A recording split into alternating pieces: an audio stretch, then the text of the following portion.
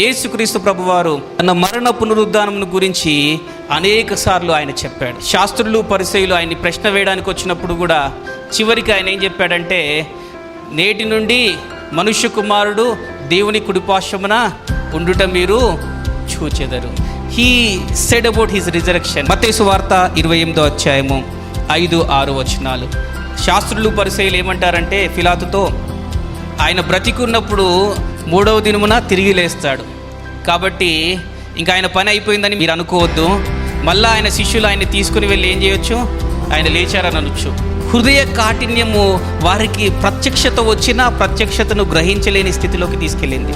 శాస్త్రులు పరిసయ్యులకు తెలుసు ఆయన చనిపోయి తిరిగి లేస్తాడు. ఆయన అట్లా చెప్పాడు, కానీ దాన్ని అడ్డు చేయాలనుకున్నాడు. అపవాది చేత ప్రేరేపించబడితే తప్ప హృదయ కాఠిన్యము మన జీవితంలో రాదు. దేవుని చేత ఏర్పరచబడిన వారే, ధర్మశాస్త్రాన్ని బోధించేవారు, రాసేవారు, వాటన్నిటినీ రాయవలసిన వారు, వారు రాసిన వాటి నెరవేర్పును గ్రహించవలసిన వారు, వారికే అర్థం కావట్లేదు. ఏర్పరచబడిన వారు మోసపరచబడతారు. ఎట్లా మోసంటే హృదయ కాఠిన్యతను బట్టి. They are not ready to accept the things that are happening. ఆత్మలో గ్రహించిన దాన్ని అంగీకరించడానికి ఇష్టపడదు హృదయం. అప్పుడే కాఠిన్యత వస్తుంది. ఎప్పటికీ హృదయాన్ని కఠినపరుచుకోకుండా ఆత్మలో గ్రహించే కృపను పొందుకొందుము గాక.